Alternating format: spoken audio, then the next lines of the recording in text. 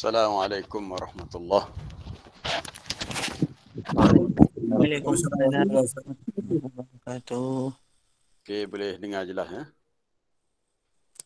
Jelas Ustaz. Bismillahirrahmanirrahim. Alhamdulillahi rabbil alamin. Wa bihi nasta'in wa la 'udwana illa 'alal zalimin. Wassalatu wassalamu ala Rasulillah al-mab'uts rahmatan lil alamin, nabiyyina wa habibina wa syafi'ina wa qudwatina Muhammad ibn Abdullah wa ala alihi wa sahbihi ajma'in. Rabbi shrah li sadri wa yassir li amri wa ahlul 'uqdatam min lisani yafqahu qawli. Allahumma 'allimna ma yanfa'una wa zidna 'ilma warzuqna fahma, amma ba'd. Muslimin dan muslimat, para jemaah, para pendengar, penonton yang dirahmati Allah di mana sahaja anda berada. Alhamdulillah, hari ini hari Rabu 9 Muharram 1443 Hijriah bersamaan 18 Ogos 2021 Masihi. Jadi alhamdulillah hari ini Allah Taala masih memberi nikmat kesempatan peluang kita bersama dalam majlis ilmu pada hari ini. Alhamdulillah Allah Ta'ala masih membuka pintu hati kita untuk bersama dengan kitabnya, untuk kita membaca ayat-ayatnya, untuk kita merenungi dan memahami pengertian yang terkandung di sebalik ayat-ayat Allah. Jadi untuk sambungan hari ini, semalam kita dah masuk surah Al-Ma'arij. Kita sempat kemarin sampai ayat yang keempat kemarin. Jadi sambungan kita insya-Allah hari ini ayat yang kelima hingga tak tahulah sampai ayat berapa. Dia itu sampai ayat yang ke-13. Atau mungkin ayat 14. Jadi antara intisari ayat ataupun isu yang akan disentuh hari ini ialah pertama, bermula daripada ayat yang kelima, Nabi SAW diperintahkan untuk sabar. Ini yang kita nak tadabbur ini tentang sifat sabar. Kalau setara Nabi, Allah Ta'ala suruh sabar atas pendustaan orang-orang kafir terhadap dakwah baginda ataupun perbuatan istihza, mereka mengejek-ngejek usaha dakwah Nabi, maka apatah lagi kita yang sangat banyak kekurangan ni, lebih-lebih lagi kena banyak sabar. Itu satu poin. Yang kedua, kiamat itu sudah dekat. Sebelum ni kita dah bincang banyak tentang tanda-tanda kiamat dan kedahsyatannya dalam surah Al-Haqqah itu, khusus tentang nama kiamat Haqqah itu. Kemudian disentuh juga dalam ayat di awal surah Al-Ma'arij sebahagian daripada tanda-tanda kiamat.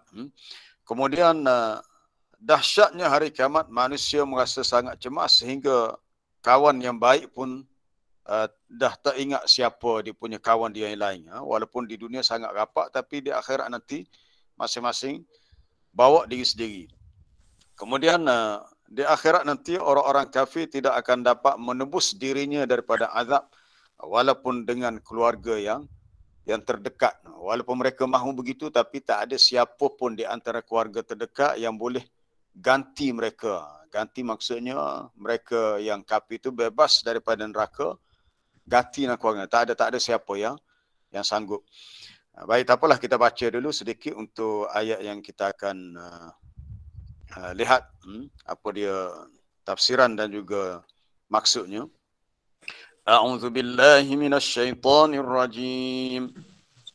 Fasbir sabran jamila innahum yarawnahu ba'ida wa narahu qariba yawma takunu as-samaa'u kal-muhl wa takunu al-jibalu kal-'ihn wa la yas'alu hamimun hamima yubassarunahum yawaddul mujrimu law yaftadi min azabi yawmi idzin bibanih وصاحبته وأخيه وفصيلته التي تؤويه ومن في الأرض جميعا ثم ينجيه. Fasbir sabran jamila. Maka hendaklah engkau bersabar dengan kesabaran yang cantik. Secara khususnya ditujukan kepada Nabi SAW supaya sabar. Fasbir sabran jamila. Kenapa dimulakan dengan fa dahulu? Ada fa. Fasbir bukannya isbir, bukannya wasbir. Kita akan tengok nanti dalam penjelasannya nanti. Kenapa sifat sabar itu diberi kata sifat atau munaat untuknya jamila? Kenapa tak dikata sabran tayyiba, sabar yang baik, sabran hasana, tapi sabran jamila. Nanti kita akan lihat. Kemudian innahum yarawnahu ba'ida, sesungguhnya mereka melihat azab itu masih jauh, maksudnya mustahil berlaku. Wa narahu qariba, kami melihatnya sudah dekat. Di sisi Allah Ta'ala kiamat itu sudah hampir sudah dekat. Yauma takunus sama'u kalmuhli. Ingatlah pada hari ketika langit menjadi seperti cairan tembaga. Al-muhl. Kita tengok nanti al-muhli ni dia banyak disebut dalam ayat berkenaan dengan azab untuk ahli neraka. Al-muhli. Dibandingkan minuman dalam neraka itu seperti kalmuhli yashwil wujuh. Contoh dalam surah Al-Kahfi, seperti cairan tembaga yang menyebabkan hangus muka mereka. Baik, kemudian pada hari kiamat juga bukit bukau gunung ganam menjadi sangat lemah. Kal'ihni, seperti bulu yang berterbangan. Atau dalam surah Al-Qari'ah disebut watakunul jibalu kal'ihnil manfush. Manfush ni yang boleh diterbangkan angin dengan begitu mudah sebab ringan. Bukit yang besar tu hancur berkecai dah jadi ringan bagaikan debu. Pada hari itu tidaklah seorang hamim, seorang teman yang rapat bertanya kepada temannya yang lain. Padahal saing itu sangat rapat dan dekat dengan dia di dunia, tetapi di akhirat nanti masing-masing dah tak ingat apa-apa dah. Sama ada ahli keluarga ataupun kawan-kawan yang lain. Yubassarunahum, padahal mereka masing-masing melihat setengah yang lain. Aku tengok mu kelih aku kelihmu. Engkau melihat aku melihatmu. Tapi dah tak peduli dah. Yawaddul mujrim, seorang yang mujrim, yang bersalah, yang berdosa pada hari itu. Mujrim di sini ialah al-kafir. Dalam kebanyakan ayat Quran bila kita jumpa kalimah mujrim atau mujrimun, mujrimin, ia merujuk kepada al-kafir, orang yang kafir. Mereka sangat suka kalau malah mereka dapat yaftadi, dapat menebus ataupun dapat menggantikan orang lain pada hari itu untuk azab berkenaan. Maknanya mereka terlepas pada azab, ganti orang lain. Tak boleh ganti. Lau yaftadi min azabi yaumi idzin. Ni kena beringat ni. Biasa kita jumpa tempat lain yauma idzin, tapi untuk ayat ni satu saja yaumi idzin. Sebab dia kena ikut baris sebelumnya. Sebelumnya ada haraf jam min, azabi, azab. Maka yaumi idzin, dia menyatakan hal keadaan kepada azab yang berlaku pada hari kiamat. Maka baris bawah lah. Azabi yaumi idzin, bukan yauma idzin. Mereka kalau boleh nak tebus azab tu dengan anak mereka, biar anak mereka masuk neraka, mereka terlepas daripada neraka.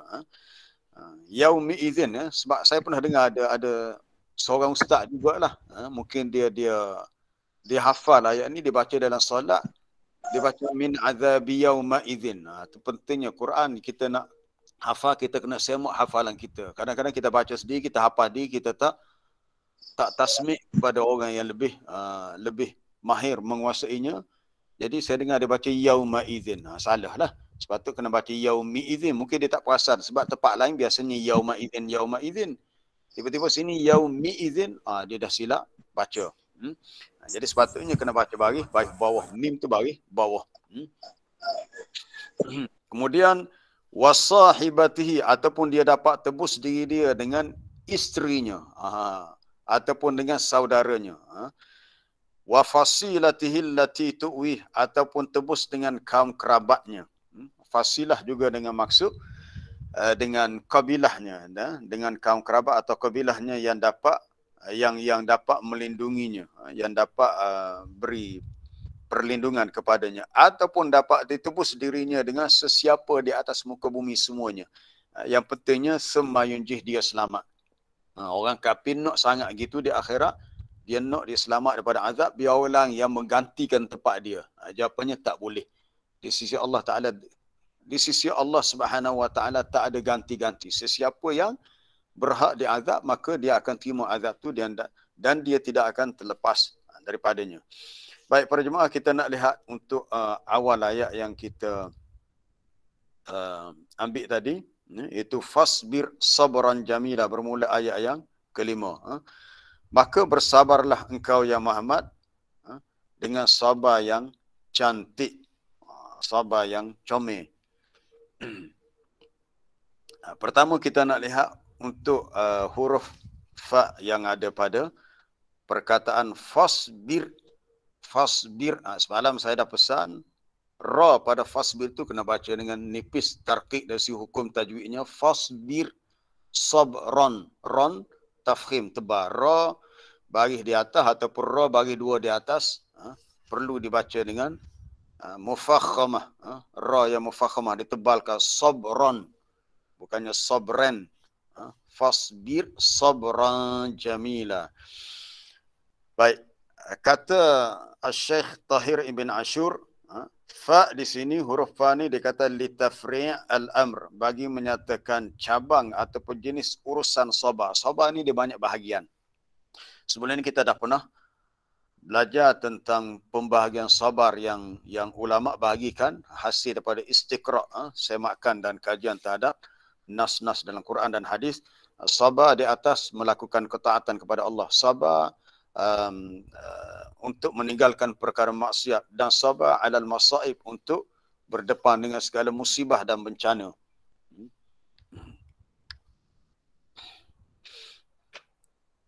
Jadi sabar di sini nak menyatakan salah satu jenis sabar, iaitu sabar yang dimaksudkan ketika Nabi berdepan dengan istihza, perbuatan ejekan ataupun takzib, pendustaan yang dilakukan oleh kaumnya. Kerana fasya'nuhu, keadaan sifat sabar ni asalnya alla tasbira alaihi nufus fil uruf. Tidaklah jiwa-jiwa manusia mampu sabar pada kebiasaannya. Secara urufnya kita ni tak boleh nak sabar, payah sabar ni. Sabar ni nak menahan diri, habsun nafsi alal makruh, nak menahan diri atas perkara yang kita tidak suka, ini payah sebenarnya. Secara urufnya payah. Apatah lagi bila kita berdepan dengan kerana manusia yang benar-benar menyakitkan hati, kita yang tidak sabar ni akan kata, gerai sungguh aku dia ni, biar mati cepat-cepat lah. Belum apa-apa lagi kita dah mendoakan kematian untuknya. Itu dah tak sabar dah tu. Ataupun seseorang yang apabila dia dah nak marah sangat, kita kata sabarlah. Dia kata aku sabar dah setahun ni. Kita kata bukan sabar. Kalau sabar kamu tak akan bertindak begini. Dia cuba nak mempertahankan kelemahan dia. Dia kata aku sabar. Kalau aku tak sabar, dia tu pecah dah muka dia. Kita kata kalau itu takrif sabar pada pendapat anda sendiri. Tapi sabar sebenarnya dia tak ada limit. Kenapa digunakan kalimah sabar itu? Dia punya na'at dia, sifat dia selepas tu adalah jamilah, cantik. Kata Syekh Tahir Ibn Ashur, kita memetik dalam tafsirnya At-Tanwir wa At-Tahrir wa Tanwir, as-sabrul jamil, sabar yang cantik ni, as-sabrul hasan fi naw'ihi, wa huwa alladhi la yukhalituhu syai' mimma yunafi haqiqat as-sabr. Sabar yang sangat elok, yang sangat baik pada jenis sabar itu, iaitu kesabaran yang tidak bercampur dengan sesuatu yang menafikan hakikat sabar. Suatu kesabaran yang tidak dimasuki oleh unsur-unsur yang mencacatkan sifat sabar. Jadi kesimpulannya sabar ni sangat payah. Sebab itulah perintah sabar ni Allah Ta'ala ulang-ulang dalam Quran. 2 hari lepas saya dah sebut tentang apa dia? Fiqhul awlawiyat. Ketika kita bincang bahagian akhir surah Al-Haqqah itu, memahami keutamaan. Kata Syekh Dr. Yusuf Qardawi, apabila sesuatu perkara itu banyak kali diulang dalam Quran, menunjukkan ia adalah perkara yang diberi keutamaan. Termasuklah sifat sabar. Banyak diulang dalam Quran tentang sifat sabar. Antaranya dalam surah Wal Asr, demi masa. Bila Allah Ta'ala bersumpah dengan masa, Allah Ta'ala menyatakan semua manusia dalam kerugian, melainkan orang yang beriman, yang beramal soleh, orang yang saling berpesan-pesan dengan kebenaran, dan akhir sekali watawasau bis sabr, yang saling berpesan-pesan dengan perkara kesabaran. Kena sabar.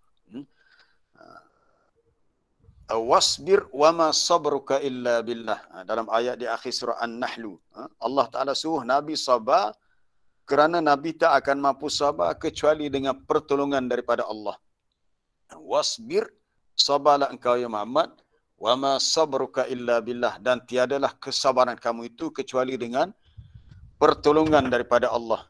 Kalau bukan Allah yang tolong kita untuk sabar, kita tak akan mampu sabar. Jadi mintalah kepada Allah kekuatan untuk kita sabar. Dalam kehidupan ini kita diuji dengan banyak ujian. Allah Ta'ala yang uji kita, dan Allah Ta'ala yang beri kekuatan untuk kita sabar dengan ujian itu. Kadang-kadang kita diuji dengan satu perkara yang kita rasa benar-benar tak mampu nak sabar. Mungkin diuji dengan orang yang dengki pada kita. Boleh jadi orang tu orang Islam juga, orang beriman juga, tapi ada hasad dengki. Itu semalam saya dah tulis dalam grup kita tentang awasi sifat hasad dengki. Mungkin ada sedikit daripada sifat itu melekat di hati kita. Atau boleh jadi ada orang munafik yang marah pada kita, pun kita kena sabar. Ada orang kafir yang memerangi kita, ada syaitan yang mahu menyesatkan kita, mahu menggoda kita. Jadi semua cabaran-cabaran itu menuntut sifat sabar yang tinggi. Dan amat menarik lagi untuk kita kaitkan sabran jamila ni dengan kisah Nabi Yaqub. Sekarang ni kita nak buka surah Yusuf. Allah Ta'ala menggambarkan kesabaran Nabi Yaqub berdepan dengan kerenah anak-anak dia, walaupun dia tahu Yusuf AS bukan mati, Yusuf bukan dimakan serigala, Yusuf telah dibuang oleh abang-abang dia sendiri. Nabi Yaqub tahu ni kerenah anak dia, tapi dia boleh bersabar. Padahal kalau dia nak hukum, nak rotan, nak pukul anak dia hak buat jahat pada Yusuf, dia boleh. Tapi dia memilih untuk sabar. Maka Allah Ta'ala memuji kesabaran Nabi Yaqub dengan katanya fasabrun jamil. Fasabrun jamil ada 2 kali disebut dalam surah Yusuf. Pertama tu para jemaah boleh rujuk dalam ayat 18, muka surat 237. Muka surat 237. Allah Ta'ala berfirman waja'u ala qamisihi bidamin kadhib. Lalu dan datanglah saudara-saudara Yusuf, iaitu waktu siangnya mereka pergi bermain-main di satu tempat, mereka bawa Yusuf bersama. Sebelum pulang mereka telah buang Yusuf dalam telaga. Mereka balik dengan membawa baju kemeja Yusuf yang telah dilumurkan dengan darah palsu, bidamin kadhib. Darah palsu itu tak tahulah, mungkin darah ayam ke, darah binatang apa ke. Lalu qala bal sawwadat lakum anfusukum amran. Dia berkata bahawa diri kamu telah telah memperdayakan akan urusan ini. Urusan maknanya urusan bunuh Yusuf. Mereka nak tipu dah satu helah. Mereka buat satu helah dan Nabi Yaqub tahu ini satu helah. Fasabrun, maka dia memilih untuk sabar. Fasabrun jamil. Kalau dia nak bertindak, itu hak dia sebab dia sebagai bapa, tapi dia memilih untuk sabar. Jadi kalau kisah Nabi Yaqub, Allah Ta'ala menggambarkan kesabaran baginda Nabi Yaqub alaihissalam terhadap anak-anaknya, maka kita mengambil pengajaran kita sebagai bapa atau kita sebagai seorang ibu, lebih utama untuk kita sabar dalam usaha mendidik anak-anak kita yang pelbagai kerenah dan perangainya. Yang mungkin perangai dia tidaklah seteruk anak-anak Nabi Yaqub atas sifat dengki, tergamak untuk bunuh adik kandung sendiri. Tapi Nabi Yaqub bersabar. Maka Allah Ta'ala ceritakan kesabaran itu dalam bentuk fasabrun jamil, sabar yang sangat sempurna. Baik. Kemudian Allah Ta'ala cerita tentang sifat seorang lagi, itu Rasulnya, Nabinya, Nabi Ayub alaihissalam, yang diuji dengan musibah, penyakit yang berat. Penyakit yang berat, tapi Nabi Ayub memilih untuk bersabar. Dia sabar. Atas ujian yang Allah Ta'ala kenakan kepadanya. Itu kita boleh rujuk antaranya dalam surah Al-Anbiya dan surah Sad. Kalau dalam surah Al-Anbiya ayat yang ke wa ayyuba idznada rabbahu anni massani yaddur, pada muka surat 329, ayat 83. Dan ingatlah kisah Nabi Ayub ketika dia berdoa kepada Tuhannya, dia beritahu, wahai Tuhanku, anni massani yaddur, aku telah disentuh atau dirasakan dengan kesusahan. Tapi dalam doa tu betapa sabarnya Nabi Ayub, dia tak beritahu kata dia ni sakit. Allah Ta'ala dah tahu dia sakit. Dia hanya beritahu, wa anta arhamur rahimin. Engkaulah Tuhan yang paling mengasihani. Engkaulah yang paling mengasihani, wahai Tuhan. Lalu atas doa itulah Allah Ta'ala makbulkan permintaannya, lalu dihilangkan penyakitnya. Kemudian sebab itu Allah Ta'ala beritahu, wa Ismail wa Idris wa Dzulkifl. Nabi Ismail, Nabi Idris, termasuk Zulkifli, seperti juga Ayub, kullum minas sabirin, semuanya dari kalangan orang-orang yang sabar. Dari kalangan orang yang sabar. Dalam surah Sad, Allah Ta'ala puji secara khusus Nabi Ayub, inna wajadnahu sabira. Sesungguhnya kami dapati dia seorang hamba yang sangat sabar. Jadi kembali kepada ayat dalam surah Al-Haqqah yang kita bincang hari ini, apabila Nabi SAW diperintahkan untuk sabar, maka begitulah kesabaran yang kita sebagai umatnya untuk kita contohi. Dalam satu hadis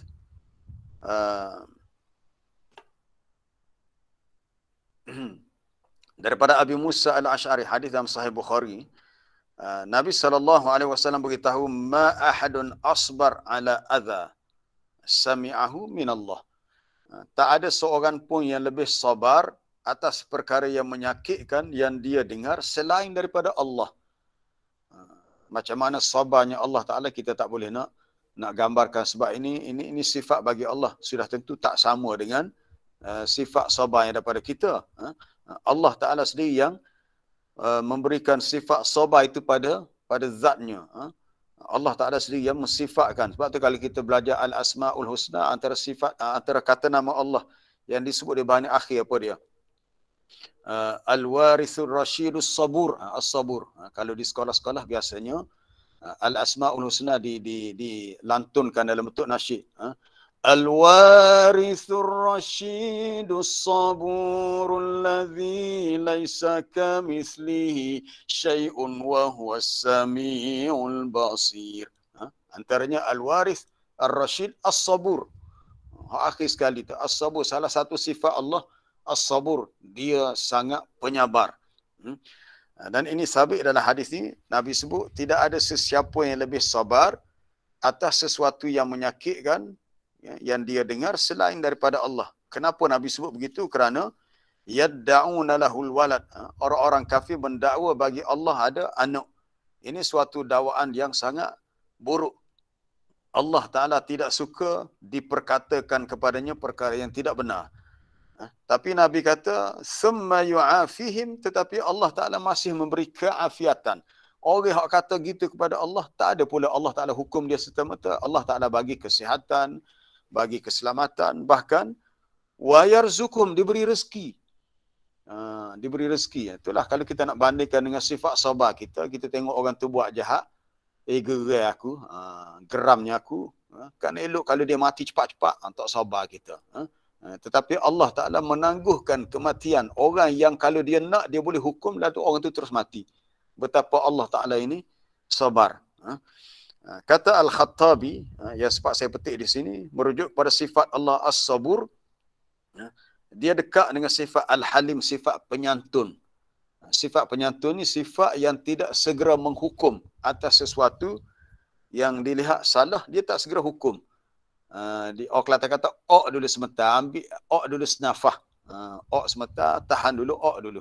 Jangan segera hukum, jangan segera bertindak. Padahal Allah Ta'ala jika dia nak bertindak, itu dia boleh lakukan sebab dia maha kuasa dan dia maha mengetahui apa yang dilakukan oleh hamba-hambanya. Para jemaah yang dirahmati Allah, kita nak terus kepada ayat berikutnya. Innahum yarawnahu ba'ida. Sesungguhnya mereka melihat azab siksaan itu masih jauh. Mereka merasakan jauh. Jauh ni merujuk kepada mustahil. Sekarang ni kita nak kaitkan jauh dengan maksud mustahil dengan ayat mana? Dengan ayat di awal surah Qaf. Ayat surah Qaf. Ba'idan, maksud jauh, jauh bukan jauh dari segi jauh 10 km, 100 km. Maksud jauh di sini mereka merasakan ianya sesuatu yang mustahil. Tak mungkin dia berlaku. Apa dia? Azab tu kata mereka, azab siksaan tu tak mungkin berlaku pada anggapan mereka lah. Baik, di awal surah Qaf, Allah Ta'ala beritahu dalam ayat yang kedua, bal ajibu an ja'ahum munzirum minhum. Bahkan mereka merasa hairan bahawa datang kepada mereka munzir, rasul yang memberi peringatan dari kalangan mereka. Itu Nabi Muhammad ni orang seperti mereka juga. Lalu orang-orang kafir berkata, hadza syai'un ajib. Ini sesuatu yang ajaib. Hadza ni ada dua tafsiran. Pertama, mereka merasa pelik bila Nabi Muhammad yang jadi rasul, sedangkan mereka tahu Nabi Muhammad ni lahir daripada keluarga yang, ialah dia ni anak yatim, kemudian dipelihara oleh datuk dia, takkanlah orang macam ni jadi rasul.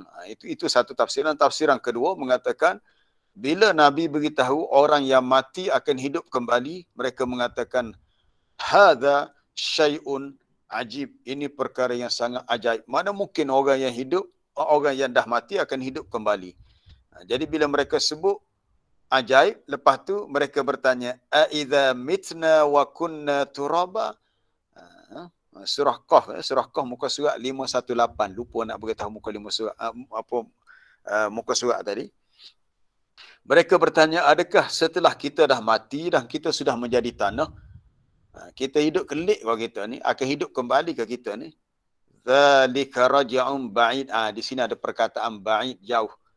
Dia kata kalau kita dapat hidup kembali, ini suatu pengembalian yang jauh. Maknanya mustahil. Raja'un ba'id, untuk kembali hidup tu jauh, maksudnya mustahil.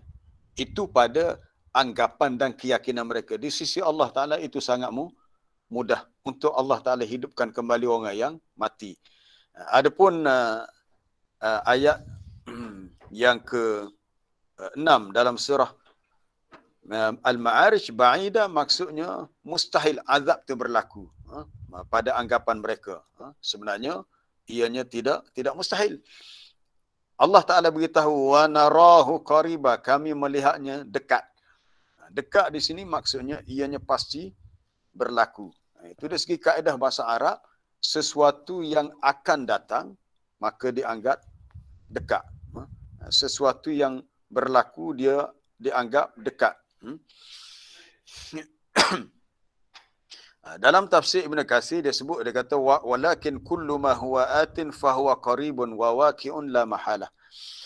Setiap sesuatu yang datang ni, kalau kita hari ni hari Rabu, esok Khamis, kita kata esok Khamis, hari Khamis minggu depan, lusa hari Jumaat, kemudian Jumaat minggu depan, Jumaat satu lagi, lambat lagi. Tak.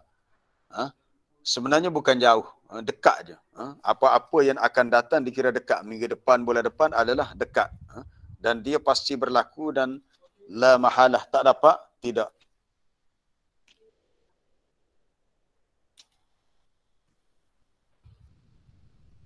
Begitulah Allah Ta'ala sebut dalam beberapa ayat yang lain, apabila dikaitkan dengan hari kiamat dan azab yang berlaku di sana, maka ia dikira dekat. Ia dikira dekat. Baik, minta kepada Zalikha Abu Bakar tolong tutup kamera je. Kamera bergerak jadi ada gangguan. Tolong tutup. Kalau boleh tutup, para jemaah tutuplah kamera. Kalau ada soalan, baru boleh buka kamera. Kalau boleh tutup. Sebab kan bila saya tengok pada skrin, jadi ada mengganggu tumpuan. Baik. Kita nak lihat ayat lain yang Allah Ta'ala sebut dekat. Nisbah kepada hari kiamat, Allah Ta'ala sebut ianya dekat. Kita tak tahu kiamat tu bila. Sebab kita tak tahulah, kita rasa jauh. Macam kita matilah, kita tak tahu bila kita mati. Tak ada siapa pun yang tahu bila dia mati. Kecuali orang yang sakit tenak atau orang yang mungkin dah kritikal, dia pun rasa tak lama dah dia nak meninggal. Pada jangkaan secara uruf dan adatnya. Tapi kita yang masih, alhamdulillah, masih sihat ni, kita tak tahu. Boleh jadi berlakunya al-mautul faj'ah, mati mengejut. Di akhir zaman ni banyak berlaku kematian yang mengejut. Seseorang yang dilihat sihat, segar boga, sihat. Tak ada sakit ke apa, tiba-tiba dengan berita, tak ada dah, meninggal. Dia merasakan mati itu masih jauh, kiamat itu masih jauh, di sisi Allah ia sudah dekat. Baik, di akhir surah Al-Ahzab, surah Al-Ahzab, muka surah 427. Yas'alukan nasu 'anis sa'ah, ayat 63 surah Al-Ahzab, ayat 63 muka surah 427. 427. Ayat yang berbunyi yas'alukan nasu 'anis sa'ah, manusia bertanya kepada engkau tentang kiamat. Katakanlah innama 'ilmuha 'indallah, bahawasanya ilmu tentang kiamat itu adalah di sisi Allah. Maksud ilmu ni bila berlaku kiamat, tak ada siapa yang tahu. Manusia tak tahu, malaikat tak tahu, hanya Allah Ta'ala saja yang tahu. Hanya Allah Ta'ala saja yang tahu. Ini rahsia yang benar-benar rahsia. Wa ma yudrika la'alla as-sa'ata takunu qariba. Dan tidakkah engkau tahu, boleh jadi kiamat itu ianya sudah dekat. Di masa ayat ni turun zaman Nabi tu Allah Ta'ala sebut dekat. Dan kita ni lama mana dah. Daripada zaman Nabi dah, kalau kira tahun hijrah dah 1443. Sudah 1443 tahun Nabi berhijrah dari Mekah ke Madinah. Maka sekitar lebih 1400 tahun dah. Ayat ni turun memberitahu yang kiamat tu sudah dekat. Kita kata dah 1400 tahun, dekat apanya? Itu nisbah pada kita di sisi Allah Ta'ala, ianya dikira dekat. Maka tinggal lagi kita kena bersedia. Sebab tu kita kena ada rasa takut, sebab sehari demi sehari bila kita fikir masa yang telah berlalu, yang lepas-lepas dah, dia tak akan dapat diulang kembali. Kita ni terus ke depan, terus kita ni semakin hampir dengan kematian. Cuba fikir masing-masing berapa dah umur kita. Mungkin setengah tu umur dia kata saya dah lebih 40. Ada itu dia kata umur dah lebih 60. Saya sendiri dah lebih 50. Kita dah lebih setengah abad dah hidup di atas muka bumi. Dah lebih 50. Beberapa tahun lagi umur kita akan mencecah 60. La haula wala quwata illa billah. Kita fikir adakah kita mampu untuk terus hidup lepas 60, 70. Sebab kita tak tahu bila kita mati. Tetapi kematian itu dikira dekat. Begitulah tentang azab. Bila Allah Ta'ala sebut, wa narahu qariba, kami melihat ia sudah dekat. Kerana dia pasti berlaku dan semakin hampir dengan cepatnya pergerakan masa. Cuma kita yang tak sedar. Satu lagi kita nak rujuk perkataan dekat di awal surah Al-Anbiya. Di awal surah Al-Anbiya, muka surat 322, surah yang pertama dalam juzuk 13. Awal juzuk yang 17, maaf. Juzuk 17. Dalam juz yang ke-17, surah Al-Anbiya, ayat pertama. Perkataan pertama yang Allah Ta'ala sebut dalam ayat 1, iqtaraba. Iqtaraba linnasi hisabuhum wahum fi ghaflatin mu'ridun. Telah hampirlah, telah dekatlah, telah hampir datangnya kepada manusia hari perhitungan, hari amalan mereka akan dihisap, maknanya hari kiamat lah. Sedangkan mereka dalam keadaan ghaflah, leka, lalai dan mu'ridun, berpaling. Hisab ni kita tahu berlaku bukan di alam kubur, bukan di alam dunia, tak. Hisab ni berlaku di alam akhirat nanti, di padang mahsyar. Amalan kita akan dihisab. Kiamat belum berlaku, tetapi dalam Quran Allah Ta'ala sebut iqtaraba, telah hampirlah, telah dekatnya. Kita tak sedar, tak khabar, dia berasa lambat lagi. Sebenarnya dekat. Hanya menunggu masa dan saatnya. ia dianggap sudah dekat dan sudah hampir, maka kita kena benar-benar bersedia untuk ke sana. Kita nak mengelak, nak lari memang tak boleh lah. Baik, kita pergi kepada ayat berikutnya. Ayat yang ke-8. Apabila berlakunya kiamat, langit bertukar menjadi kalmuhli seperti cairan tembaga. Seperti al-muhl. Seperti suatu cairan yang kalau dalam surah Al-Kahfi digambarkan seperti sesuatu yang kita kata kalau logam yang dipanaskan dia akan cair, menggelegak. Al-Muhli kita rujuk surah Al-Kahfi apabila ahli neraka minta, ayat 29 surah Al-Kahfi muka surat 297. Muka surat 297 ayat yang ke-29. Wa in yastaghithu yughathu bima'in kalmuhli. Al-muhl.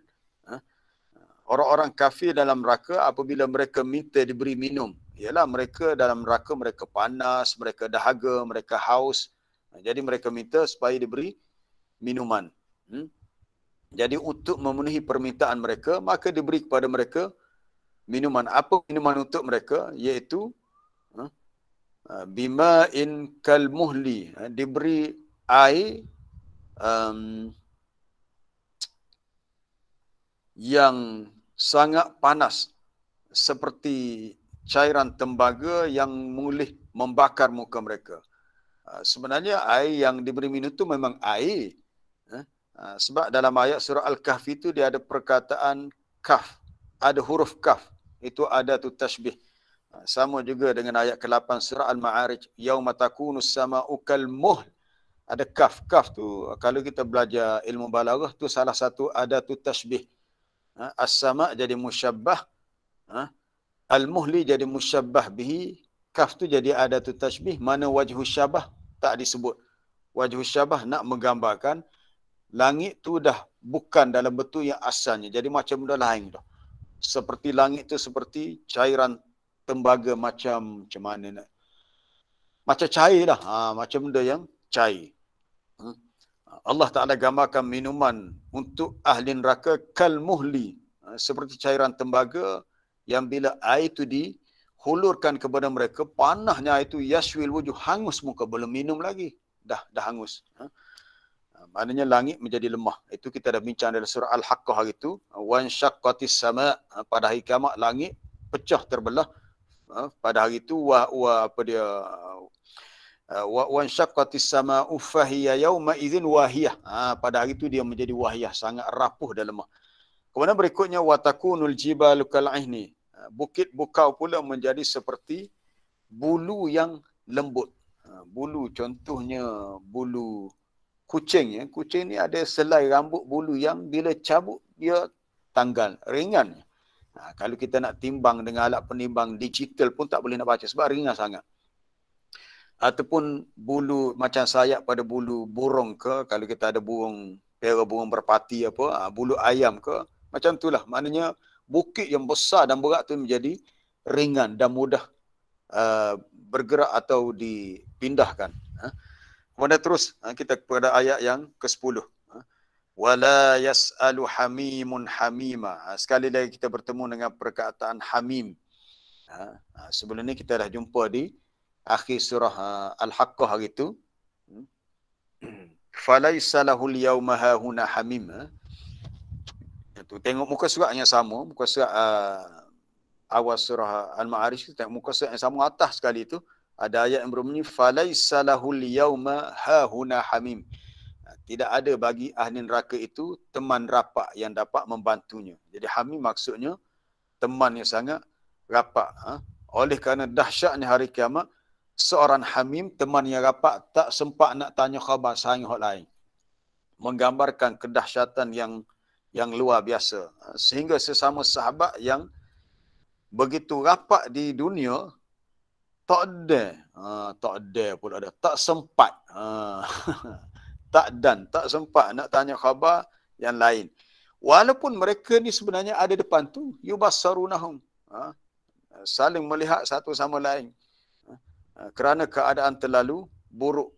Masing-masing disibukkan oleh keadaan diri sendiri.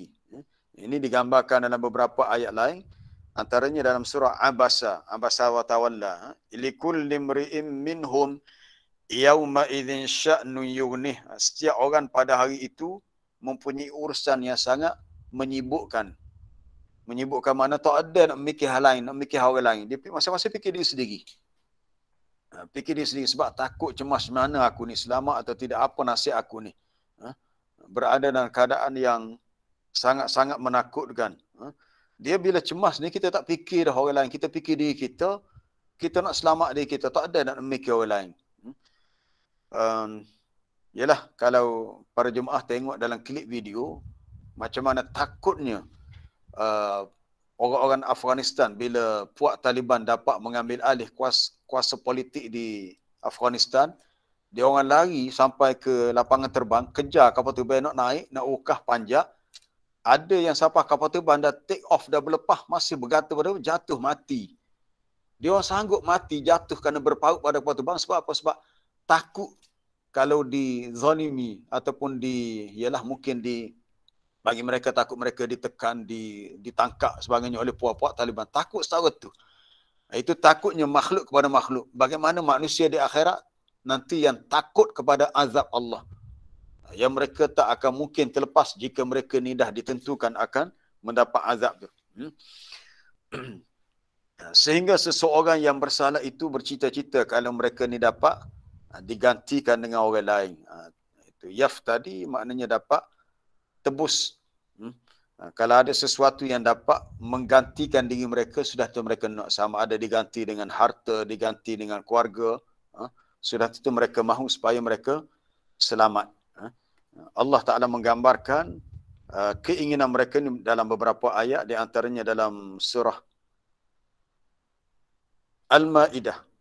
Surah Al-Ma'idah, kemudian dalam surah Az-Zumar pun ada. Tak apa, kita tengok surah Al-Ma'idah dulu.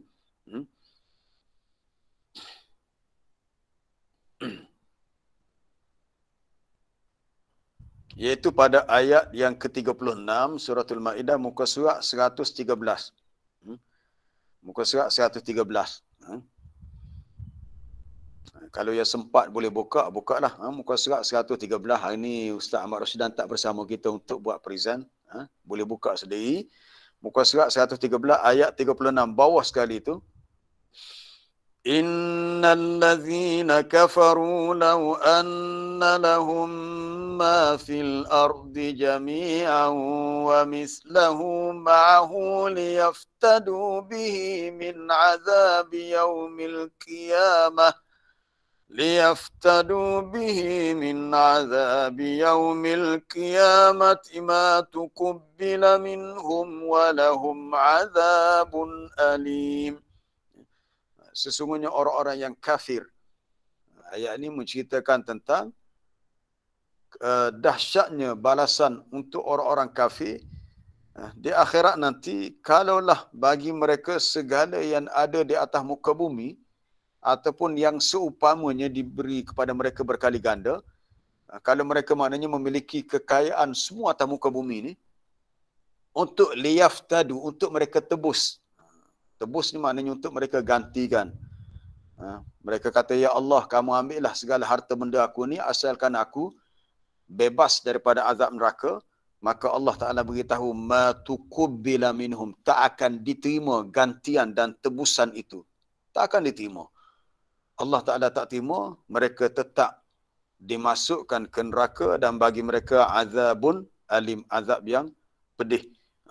Kemudian ayat berikutnya menceritakan, yuriduna an yakhruju minan nar, mereka mahu keluar daripada neraka. Yuriduna an yakhruju minan nar, mereka mahu untuk keluar daripada neraka. Wa ma hum bi kharijina minha, dan tidaklah mereka sekali-kali dapat keluar daripadanya. Nak keluar tapi tak boleh keluar. Oh, seksanya. Seksanya. Sesuatu yang, ya Allah, kita tak boleh nak bayangkan macam mana. Ada setengah orang diuji dengan penyakit, dia kata tak boleh nak kencing, tak boleh nak buang air kecil. Berasa nak kencing tapi tak keluar. La haula wala quwata illa. Mungkin dia ada masalah batu karang ke penyakit apa, oh seksanya. Dia kena buat rawatan di hospital. Kita yang tak ada penyakit, alhamdulillah, bila kita rasa nak qada hajat, nak buang air kecil dan dapat keluar dengan baik, kita rasa alhamdulillah lega, ini satu nikmat. Bagaimana dengan orang yang tubuh badan mereka berada dalam neraka yang sangat menyeksakan, panas lagi, nak keluar tapi tak boleh keluar. La ilaha illallah. Semoga Allah Ta'ala pelihara kita daripada azab yang dahsyat di akhirat nanti. Maka disebut satu persatu, mereka nak tebus dengan anak mereka tak boleh, dengan isteri pun tak boleh, dengan saudara mereka tak boleh, bahkan dengan fasilah dengan kabilah dia, dengan kaum dia pun tak boleh. Selama ni kalau ada susah apa-apa, mereka jumpa dengan ketua kampung mereka, jumpa dengan kabilah mereka yang sama-sama dapat bantu. Tapi di akhirat, nafsi, kamu jaga kamu, aku jaga aku. Tak boleh untuk seseorang tu tolong yang lain masing-masing. Itu nisbah kepada orang kafir lah. Kepada orang beriman, itu lain cerita. Orang beriman insya-Allah akan adanya pertolongan daripada Allah dalam bentuk syafaat. Amalan soleh kita akan syafaatkan kita. Nabi SAW diizinkan untuk syafaatkan kita.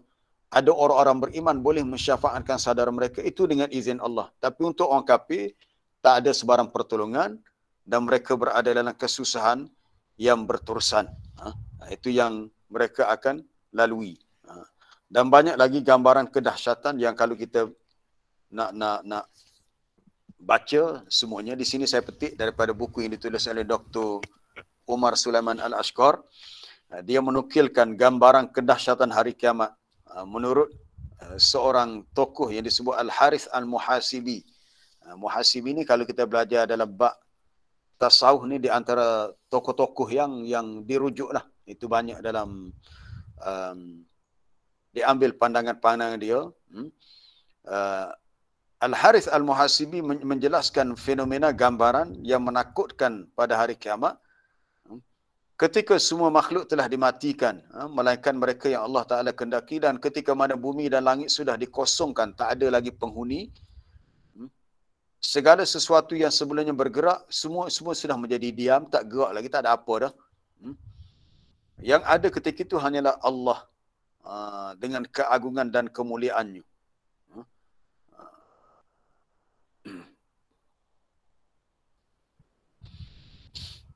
Maka renungkanlah, katanya, apabila kamu dipanggil untuk dihadapkan kepada Allah, Tuhan yang Maha Tinggi, nescaya saat itu jantungmu terasa tercabut, takut sangat. Dan rambut pun tiba-tiba beruban kerana sangat cemas. Ketika dalam ketakutan mendengar seruan itu, kamu mendengar tanah di atasmu terbelah. Kamu lalu bangkit, bangun, terlihat bagaimana tubuhmu dipenuhi dengan debu. Maksud kamu ni orang dalam kubur lah. Orang yang sedang bersemadi di dalam tanah kubur, dia mendengar tanah di atasnya. Kan orang dalam kubur di bawah-bawah, paling-paling dalam pun rasa 6-7 kaki dalam tanah. Tiba-tiba tanah bahagian atas dekat permukaan bumi itu terbelah. Sebab bila berlaku tiupan sangkakala yang kedua, kubur ni akan terbelah. Kan dalam Quran sebut begitu, wa idzal qubur bu'sirat. Wa idzal qubur bu'sirat. Apabila kubur terbongkar. Buka habis, semua orang dalam kubur bangun, berdiri, keluar daripada kubur. Fa idzahum qiyamun yanzurun. Kan dalam surah Az-Zumar. Thumma nufikha fihi ukhra. Kemudian ditiup sangkakala yang berikutnya. Fa idzahum qiyamun yanzurun. Maka tiba-tiba semua yang mati itu qiyam, bangun habis, dan mereka menunggu untuk diberi balasan dan untuk dihisap.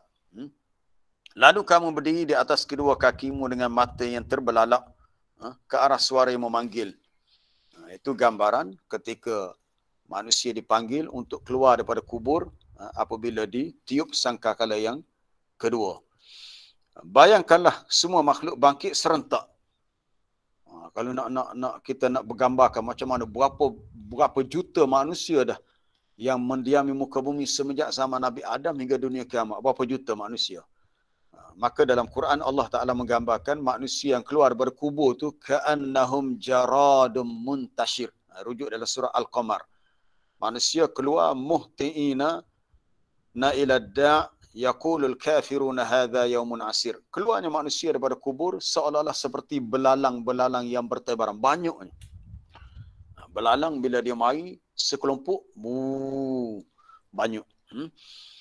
Bayangkan ketika itu kamu tak ada pakaian. Masing-masing keluar daripada kubur pakaian tak ada. Dalam keadaan hina. Duduk sendirian, takut, sedih, cemas. Semua manusia berdiri tanpa pakaian tak ada, alas kaki, selipar tak ada, kasut tak ada. Semuanya membisu, takut, cemas, khawatir. Tidak ada yang terdengar selain daripada langkah kaki mereka dan suara panggilan ilahi.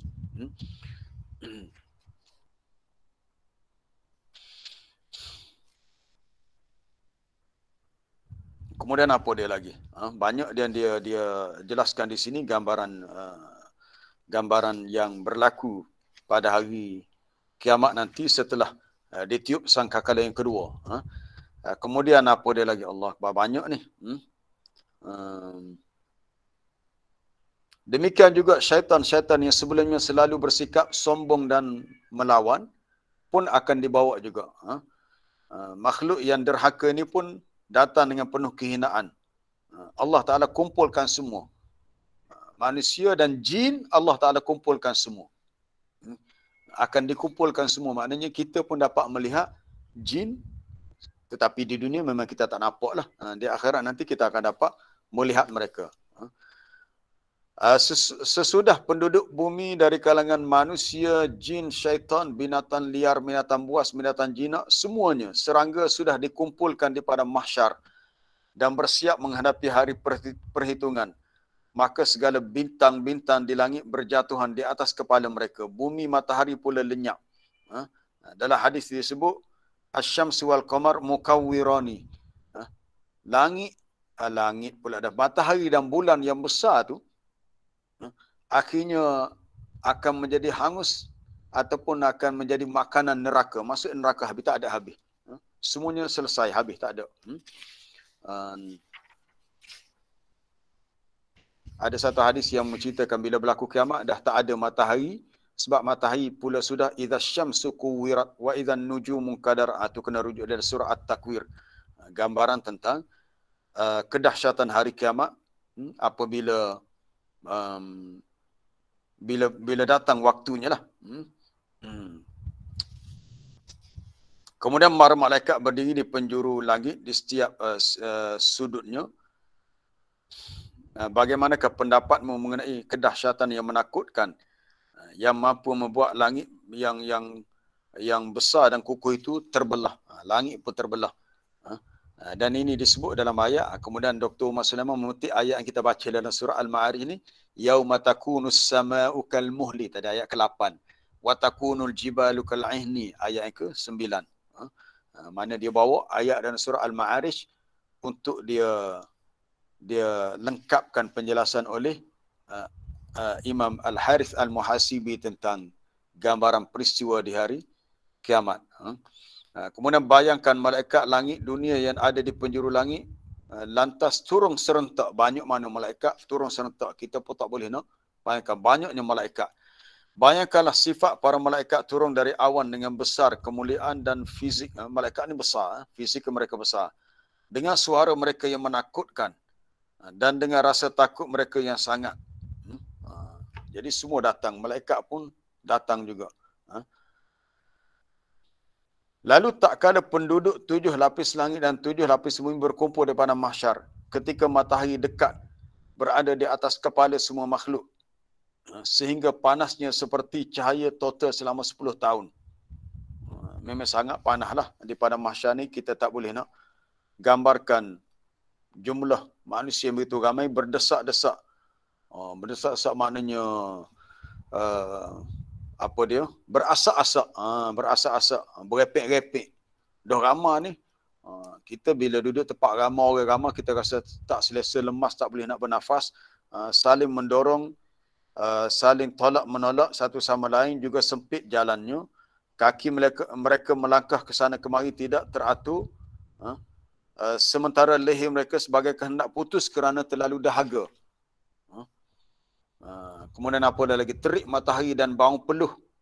Semua makhluk bercampur. Keringat mengalir deras hingga membanjiri permukaan bumi mahsyar. Ibnu Umar berkata bahawa Nabi SAW bersabda, dalam satu riwayat lain, sesungguhnya orang kafir berdiri pada hari kiamat dalam lautan peluhnya. Dalam lautan peluh dia. Sehingga peluh itu mencecah ke telinga. Bukan banjir, air lipas sungai. Ni bukan air hujan. Ni banjir peluh. Kenapa sampai begitu sekali? Kerana begitu lamanya mereka berdiri pada mahsyar. Dalam hadis yang marfu' daripada Abdullah bin Mas'ud, Nabi SAW bersabda, Innal kafir la yuljamu bi'arakihi yawmal qiyamah min tuli dhalikal yawm. Sesungguhnya orang kafir itu dia tenggelam dalam peluh keringatnya. Araki, peluh dia sendiri di hari kiamat. Kenapa sampai begitu sekali? Kerana lamanya berdiri. Lama berdiri sampai peluh. Sehingga peluh tu jadi banjir, melimpah dan hampir menenggelamkan dirinya. Kita pun ya Allah tak boleh nak imajinasikan macam mana dahsyatnya keadaan pada hari itu. Lalu qala jami'an, dalam riwayat itu bila Ibnu Mas'ud dan Ali, dua orang sahabat, Ali bin Abi Talib dan Ibnu Mas'ud radhiyallahu anhuma mendengar hadis ni, lalu mereka berkata, ya Rabb, wahai Tuhan, wahai ya Allah, arihni walau ilan nar. Rehatkan atau ringankan penderitaan kami, tolonglah. Walau ilan nar, kalaulah harus ke neraka sekalipun, minta tolonglah, janganlah teruk setara tu.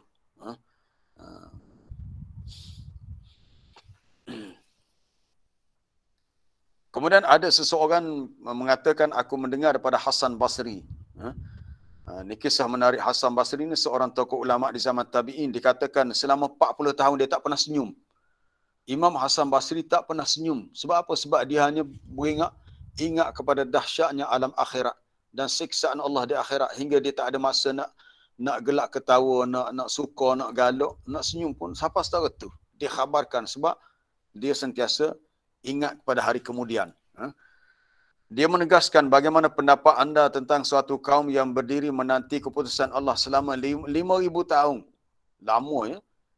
Kita dah bincang kemarin, tempoh yang lama di akhirat sehari seperti 50,000 tahun.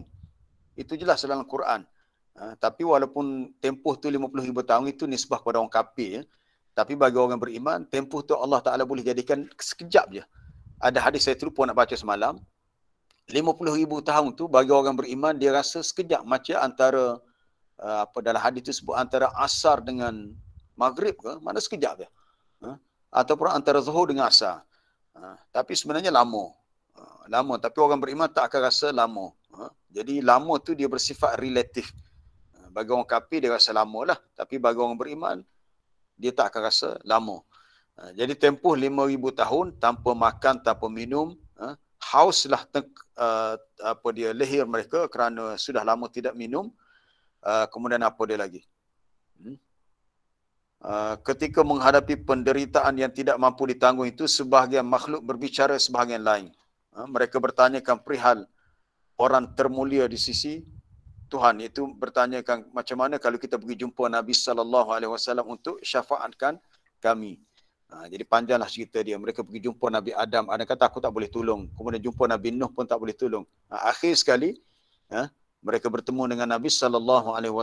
Lalu Nabi pun berdoa sujud kepada Allah, memuji Allah dan meminta supaya diberi syafaat, iaitu disebut asy-syafa'atul uzma, syafaat yang paling besar, syafaat untuk meringankan kesusahan di padang mahsyar. Itu sahaja baru.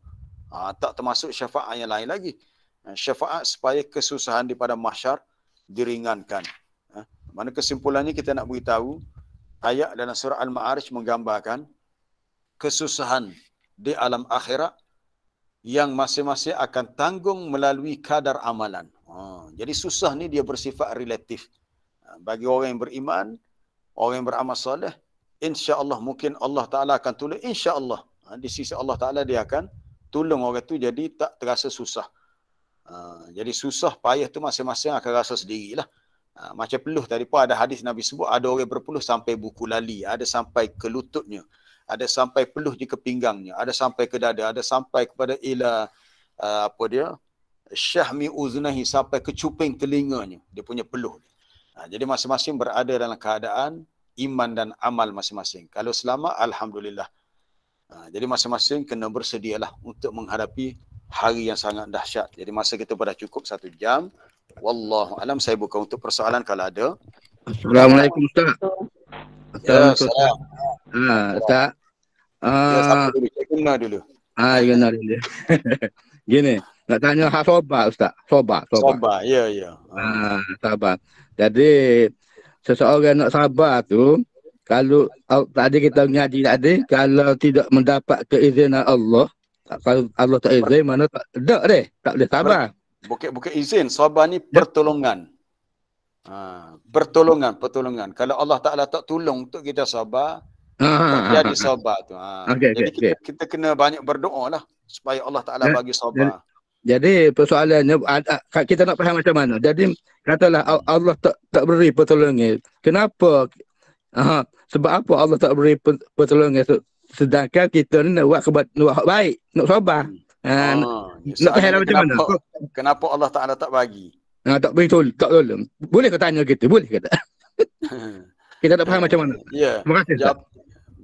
Allah Ta'ala bagi, cuma kita yang tak minta. Cara minta ni kita kena berdoa. Memang sabar ni memangnya daripada Allah. Kita secara hakikinya kita tak mampu nak sabar dalam arti kata yang sebenar, melainkan setelah Allah Ta'ala tolong. Cuma Allah Ta'ala suka bila kita berdoa minta kepadanya. Contohnya tentang kisah yang berlaku kepada Bani Israel. Bani Israel dah berpuluh-puluh tahun, lamalah mereka dizalimi oleh Fir'aun. Jadi mereka hidup dalam keadaan terseksa. Bila datangnya Nabi Musa alaihissalam, Nabi Musa kata itulah yang kamu perlu lalui dan kamu kena sabar. Dalam ayat 128 surah Al-A'raf, qala Musa liqaumihi ista'inu billahi wasbiru. Kata Nabi Musa kepada kaumnya, ista'inu, mintalah pertolongan dengan Allah. Maksudnya berdoa, ya Allah tolonglah aku, berilah kesabaran kepada aku. Kata Nabi Musa kepada Bani Israel, ista'inu billahi wasbiru, minta tolong dengan Allah dan sabarlah.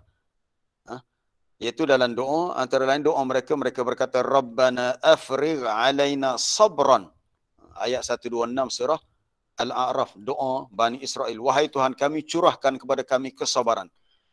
Jadi kita tahu kita tak mampu nak sabar kecuali Allah Ta'ala tolong kita. So kita kena minta dengan Allah.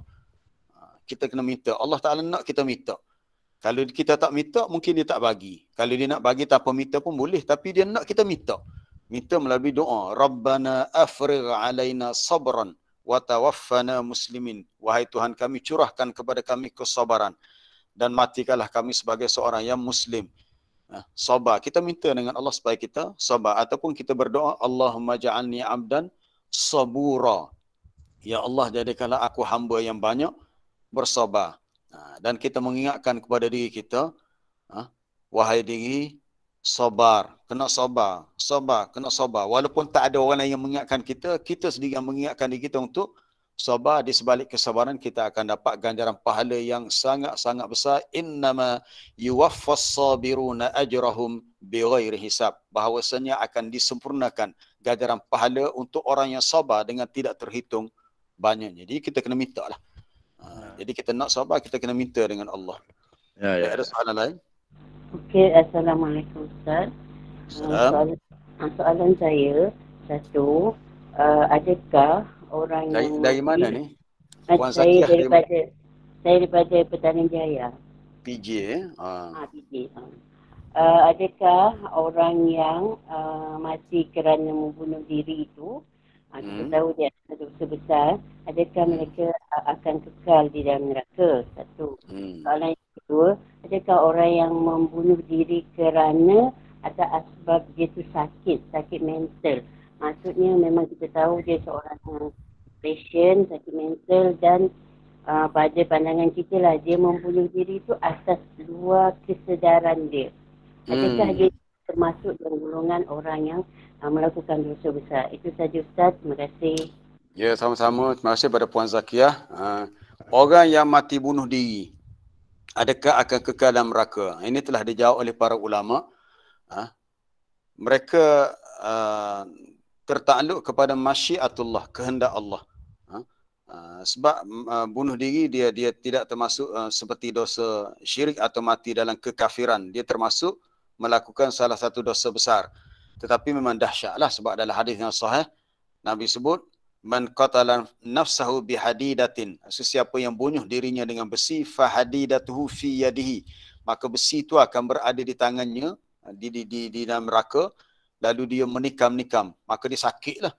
Kalau dia bunuh diri dia dengan dia terjun daripada tempat tinggi, maka dalam neraka nanti dia akan naik tempat tinggi, dia terjun jatuh sakit, kemudian dia naik lagi jatuh lagi. Begitulah khalidan mukhalladan, kekal dan dikekalkan, mana tempoh yang lama. Kalau dia bunuh diri dengan asam, dengan racun, dia minum racun, maka di akhirat nanti racun itu berada di tangannya, dia memakan racun itu, kemudian dia merasai kesakitan, hilang sakit, dia makan lagi, sakit lagi. Tetapi para ulama mengulas hadis ini, apa yang Nabi sebut, suatu balasan bagi orang yang mati sebegitu kerana dia mendahului rahmat Allah. Dia maknanya belum sampai sebenarnya masa untuk dia mati, tapi kerana dia tak sabar, dia bunuh diri, maka dia dihukum begitu. Tetapi sejauh mana adakah dia kekal? Pendapat yang lebih kuat di sisi ulama, dia tidak kekal. Dengan rahmat Allah, akhirnya bila habis tempoh tertentu, dia akan keluar daripada neraka juga. Itu yang saya tahulah berdasarkan pendapat ulama tentang nasib orang yang mati bunuh diri. Mereka tak kekal. Mereka dihukum dengan balasan begitu, tapi dengan masyiatullah, dengan kehendak Allah, akhirnya mereka keluar juga. Adapun orang yang sakit mental lalu dia bunuh diri, maka dia termasuk orang yang tak ada akal, ataupun orang yang diangkat taklif. Kalau betul dia sakit mental dan dia tak sedar perbuatan dia, maka kesalahan yang dia buat tak dianggap satu kesalahan. Dia masuk sakit mental ni macam orang gila lah. Orang gila antara 3 golongan yang diangkat taklif yang Nabi sebut, rufi'al qalam an salas. Diangkat qalam ataupun tak ditulis salah dan silap dosa pahala bagi 3 golongan. Itu pertama, anis sabi hatta yahtalim, daripada anak yang kecil sehingga dia baligh. Yang kedua, daripada anin naim hatta yastayqidha, orang yang tidur sehingga dia bangun daripada tidur. Dan yang ketiga adalah anil majnun hatta yafiqa, dan tak dikira dosa pahala ataupun taklif bagi orang yang gila, termasuk yang sakit mental sehingga dia pulih daripada penyakit gila. Tiba-tiba orang gila ni bunuh diri. Adakah dia dikira bersalah? Kalau betul lah masa dia bunuh diri itu dia memang gila, dia tak sedar apa-apa, maka dia tak dikira bersalah. Kerana dia melakukan sesuatu dalam keadaan akalnya tak mampu untuk membuat pertimbangan baik buruk. Wallahu a'lam. Assalamualaikum Ustaz. Ya, salam. Cik Baki, silakan. Ini berkenaan dengan jual beli ya. Jual beli. Jadi orang Islam kalau jual beli benda haram lah. Contohnya jual patung ke mana, patung berhala lah. Ya. Ataupun arak tak sah dan haramkan. Jadi kalau sekiranya kita ambil upah dari benda haram, contohlah. Ambil upah. Contoh kita tangkap babi lah, khinzir. Jadi kita panggil lah orang bukan Islam untuk mengambilnya. Jadi dia bagi duit kat kita, mana sejumlah lah. 100 ke 50. Jadi kita kata kat dia, aku bukan nak jual babi tadi. Jadi aku nak ambil upah untuk mana sekian-sekian lah. Gitu, bolehkah upah tersebut kita ambil? Ambil upah, bukan kita jual beli. Bukan kita jual babi ni kepada orang tadi. Kata, aku hanya nak upah sahaja. Sebab maknanya kami haram untuk jual beli. Yang kedua, macam mana tentang kisah apa ni Abid semalam? Bersangkut dengan ya betul, tak sempat rujuk lagi tu. Saya tak sempat rujuk lagi tu. Okey, tak apa. Sekian. Baik, untuk soalan pertama tentang kita ambil upah bagi urusan jual beli yang tak dibenarkan oleh syarak, jawapannya tak boleh. Ini satu hiyal dipanggil dalam kaedah hukum fiqh, dipanggil al-hiyal asy-syar'iyyah, melakukan satu halah. Perkara ini pernah berlaku di zaman Bani Israel. Apabila Allah Ta'ala haramkan kepada Bani Israel menangkap ikan pada hari Sabtu, ikan itu memang halal. Tapi menangkap ikan pada hari Sabtu adalah haram. Haram, tak boleh. Itu hukum Allah untuk mereka. Tetapi mereka telah menggunakan satu halah. Mereka tidak tangkap pada hari Sabtu. Mereka pasang pukat ataupun jala pada hari Jumaat. Tetapi mereka mengambil ikan tu pada hari Ahad. Sebab hari Sabtu ikan banyak. Jadi hasilnya dapat juga. Ini satu helah.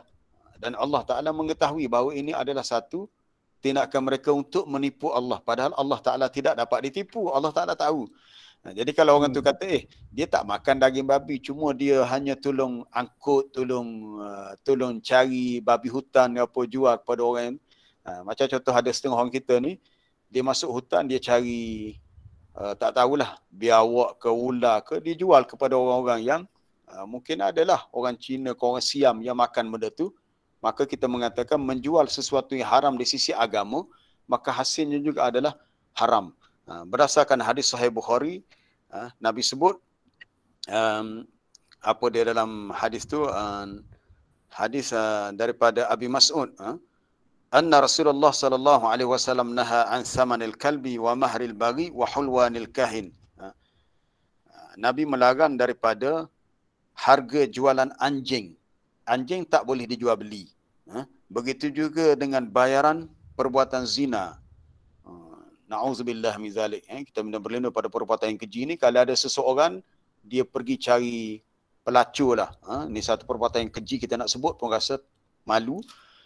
Kemudian dia melakukan perzinaan dengan pelacur itu, dia bayar. Maka bayaran itu adalah haram. Mahrul bagi.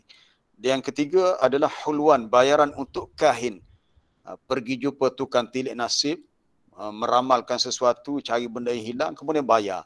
Maka bayaran itu adalah haram. Jadi salah satunya jual beli benda yang haram, seperti jual beli anjing. Termasuklah hal lain-lain lah. Apa-apa makanan yang tidak boleh kita makan, walaupun kita tak makan, kita cuma melakukan jual beli, tak boleh. Allah Ta'ala pernah mengharamkan kepada Bani Israel, para jemaah boleh baca dalam surah Al-An'am, antaranya diharamkan kepada mereka makan lemak binatang. Wa minal ladzina hadu harramna alaihim apa dia? Wa minal an'ami apa dia? Harramna alaihim shuhumahuma illa ma hamadat zuhuruhuma awil hawaya aw makhtalata bi'adn. Antara makanan yang diharamkan kepada Bani Israel, makan lemak binatang, kecuali lemak yang ada di bahagian daging punggung binatang. Hak lain-lain tak boleh makan. Tetapi Bani Israel pun adalah jahat. Dia menggunakan helah. Dia kata dia tak makan lemak, tapi lemak tu diambil, diproses, buat benda lain, dia jual. Maka hasil jualan tu dia makan. Maka ini tak boleh. Dia sama dengan tadi. Orang itu kata dia tak makan daging babi, dia tahu benda ni haram. Tapi dia telah menggunakan helah, dia jual. Ataupun dia bantu untuk jual sebagai. Mana dia turut bersyubhat dalam perkara yang diharamkan. Maka jawapannya hukum asal dalam fiqh, tak diharuskan, tak boleh. Wallahu a'lam. Terima kasih Ustaz. Ya. Assalamualaikum Ustaz. Salam. Ya, tengok. Boleh sikit lagi lah. Pukul berapa dah? Lagi lah akhir dah. 7.50 dah. Gini. Orang bukan Islam, walaupun dia buat benda baik, dia akan masuk neraka juga lah Ustaz. Betul? Jadi orang Islam, dia menyuruh orang bukan Islam tu buat kebaikan lah kan Ustaz. Dia boleh pahala. Itu betul dakwah lah. Betul dakwah. Misalnya dia buat benda tu bukan kelak dia kata dia buat, dia bagi ke anak yatim lah, ikutlah mana beri sama. Adakah ia akan jadi pahala kekal ke mana tak? Macam mana orang Islam suruh orang kafir buat baik? Dia lepas tu dia buat misal katanya dia buat benda orang bukan Islam beri benda yang berkekalan lah. Benda macam pahala gini, orang Islam suruh orang kafir yang kaya ni derma pada rumah anak yatim macam tu. Dia buat sama-sama. Adakah orang Islam tak boleh pahala Ustaz? Kalau kita melihat kepada umum hadis ad-dal 'alal khairi, orang yang menunjukkan kepada kebaikan dia akan dapat pahala. Sebab dia asas pahalanya gini dalam Islam. Asas pahala adalah iman. Bila seseorang tu ada iman atas kebaikan yang dia buat, sama ada dia sendiri buat kebaikan atau dia suruh orang buat kebaikan, maka dia mendapat bahagian pahala. Asalkan dia ni adalah mukmin, orang beriman. Jadi orang mukmin, orang beriman ni dia mungkinlah dalam kes ni dia tak buat kebaikan, tapi dia ada kawan dia. Kawan dia ni seorang yang bukan Islam, ahli perniagaan. Dia mungkinlah kita kata seorang yang berbangsa Cina yang bukan Islam. Contohlah. Jadi dia beritahu kawan dia, dia kata mu ni pitih banyak, dia kata tolonglah bagi derma kampung aku tu ramai orang miskin, anak-anak yatim pun ramai. Maka ahli perniagaan yang bukan Islam pun tak apalah, Lu usah fikir nanti gua pergi sama rumah kampung lu bagi gua bagi sama lu ini 1 juta lu. Jadi Cina pun bagilah, contohlah itu contoh. Jadi orang Cina yang kaya ni pun bagi kepada kawan dia yang Islam ni untuk diagih kepada fakir miskin. Jadi bagi yang bukan Islam ni betul dia tak dapat pahala lah. Dia tak dapat pahala sebab tak ada tempat untuk letak pahala tu. Maka di akhirat nanti kebaikan dia dibuat tu akan menjadi habaan mansura, menjadi debu yang berterbangan. Tinggal lagi adakah orang Islam ni dapat pahala? Insya-Allah dia dapat pahala. Sebab dia telah berkongsi dalam melakukan kebaikan. Bukan sebenarnya dia buat kebaikan, hak buat kebaikan tu orang kafir. Tapi orang kafir tu tak dapat pahala sebab tak ada iman.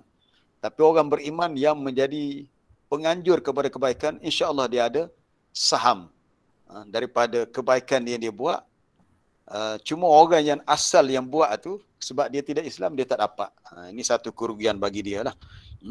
Sebab orang beriman apa sahaja kebaikan dia dibuat, insya-Allah dia dapat pahala. Dia apa-apa kebaikan bila kita tahu dan kita boleh kongsi, kita kongsilah. Macam kisah nazar Saidina Umar masa di zaman jahiliah, dia cerita dia pernah bernazar untuk beriktikaf di Masjidil Haram. Dan setelah dia masuk Islam, Nabi kata kamu kena tunaikan nazarmu. Walaupun dia bernazar tu dia belum Islam lagi. Nazarnya untuk beriktikaf di Masjidil Haram. Kemudian bila dia masuk Islam, lalu Nabi kata aufi nazaraka, sebab dia benda yang baik. Maka dia pun laksanakan nazar dia. Wallahu a'lam. Kita berhenti setakat tu, masa kita dah lewat. Terima kasih kepada semua. Subhanakallah bihamdika asyhadu an la ilaha illa anta astaghfiruka wa atubu ilaik. Wa sallallahu wa sallama ala nabiyyina Muhammad wa ala alihi wa sahbihi ajma'in. Assalamualaikum warahmatullahi wabarakatuh. Waalaikumsalam. Terima kasih Ustaz. Terima kasih Ustaz. Terima kasih Ustaz. Assalamualaikum. Ya, salam. Syukran Ustaz. Assalamualaikum. Terima kasih Ustaz. Assalamualaikum. Jazakallah khairan. Terima kasih Ustaz. Assalamualaikum. Salam. Assalamualaikum. Assalamualaikum. Terima kasih Ustaz. Assalamualaikum. Terima kasih Ustaz Halaqah Ilmu. Ya, sama-sama. Saya Ustaz. Jazakallah Ustaz. Assalamualaikum. Salam.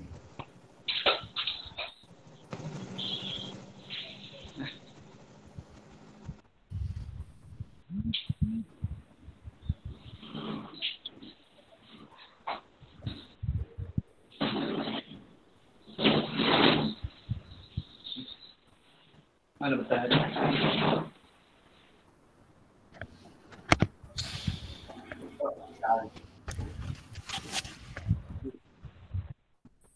Terima kasih Ya, Ustaz. sama-sama.